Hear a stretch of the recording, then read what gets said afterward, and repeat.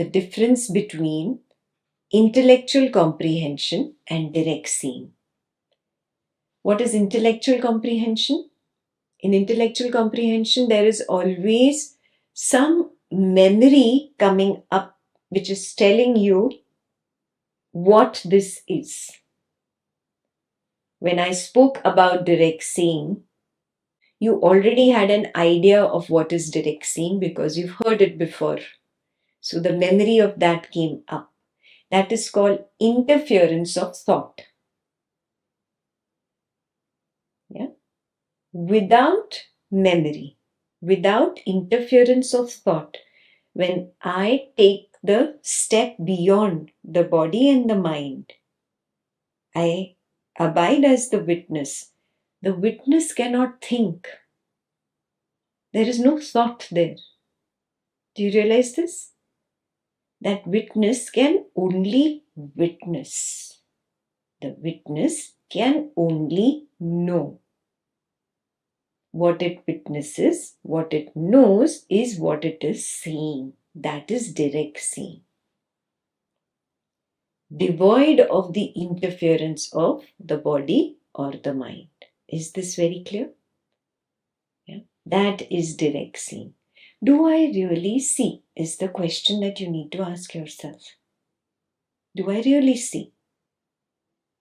If the mind comes up with an answer, it is coming up with an answer from memory. That is the interference of thought. No. Thought is not seeing. That is what you're supposed to do. We are doing niti here. No. Thought is not seeing. Some intellectual analysis. No. This is intellect. This is not seeing. Yeah. Some repetition of what Ekta said in some other knowledge session. No, this is memory. This is not seeing. Do I really see? Can I take a step beyond the mind, beyond the intellect, beyond the memory, right now, and just be the witness? Now do I see it? Is this very clear? Yeah. Where there is simply knowing, simply being. That's it. From that vantage point, when I recognize the world, the people, the work, the house, the money, whatever name, fame, friends, kids, everything that comes up, can I recognize all of this as simply my projection? Who's my? The body mind cannot project, remember this. Either the body is, or the mind is, or the friend or the child is. Remember this. It's not that there is any question of I being the body mind. It is never the I. Never ever. It has never been the I. It was always a lie that I told myself in retrospect. I have never been the body mind. I am the one that is witnessing just a body arising. It comes, it peaks, it stays for a little while and then it recedes. I know when the body arises and I know when the body fades away. How can I be the body? I was never the body. I cannot even say I was once upon a time. Now I'm not. No, that's a lie. I never was. So many times it happens that there is no body. Yes? There is no recognition of the person at all. And suddenly there is pain in the knee and there the body comes back. Do you see this? Yeah. Where was the body till now? There was no body. So it is not that I was the body and now I am the witness of the body. No, this is also a wrong understanding. You need to go back to Advaita level 1.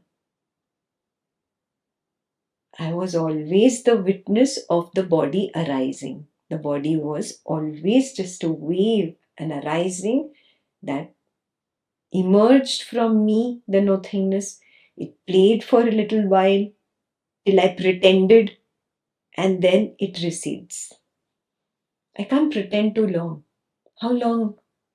You go on wah, wah, wah, the knee is hurting, paining, I need to go to the doctor. How long? Wah, wah, wah. You pop one tablet, pop two tablets.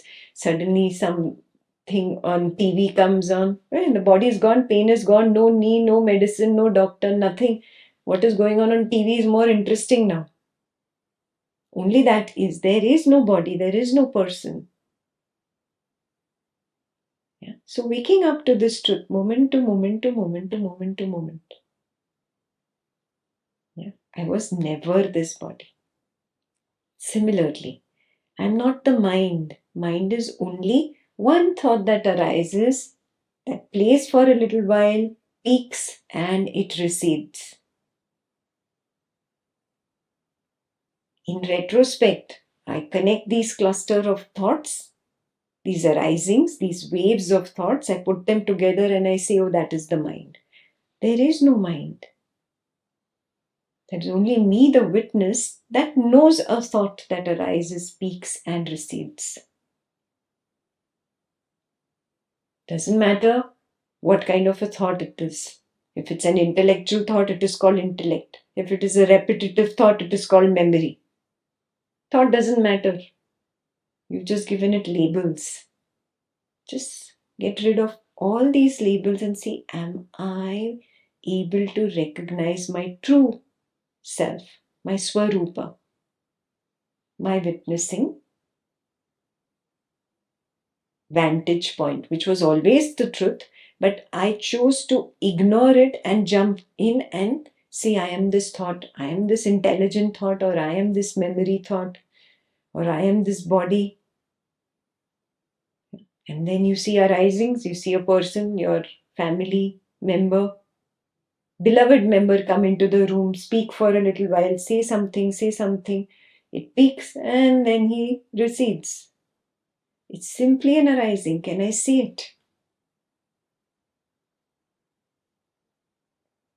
If I can recognize the body, mind, and the world in the waking like this, then I will be able to recognize it in the dream like this. Yeah? From the waking, it seeps into the dream automatically. Is this recognition there? Is it there? And then the absence of these two, the waking and the dream arisings, that absence is known by whom? I have to be there, no, to know that these are absent. Can I recognize that? Obviously, I was there. Otherwise, how do I know the absence? Clear? So, we have to recognize this very clearly, become very, very clear that it is not an intellectual understanding, but I, the witness, see. I directly see. I can only see. I cannot think. I cannot act. I cannot do seeing, hearing, touching, tasting, smelling. No. I only know these as arisings. This clarity is very important. Then only do you understand that all this projection is me only. How can it give me any joy? Anything that is born of me will be less than me, no? That which is less than me, how can it bring joy to me? Only that which is greater than me can bring joy to me.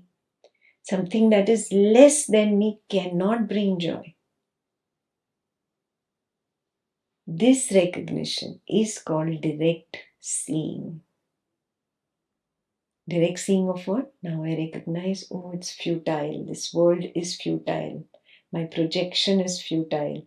Can I turn away from this projection? Turn inwards towards the projector. Yeah? Or towards the projectionist. Can I turn inwards? Then your Ajatavada journey will begin.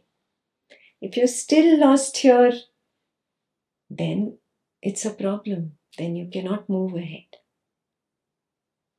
Clear? This is how you must evaluate yourself.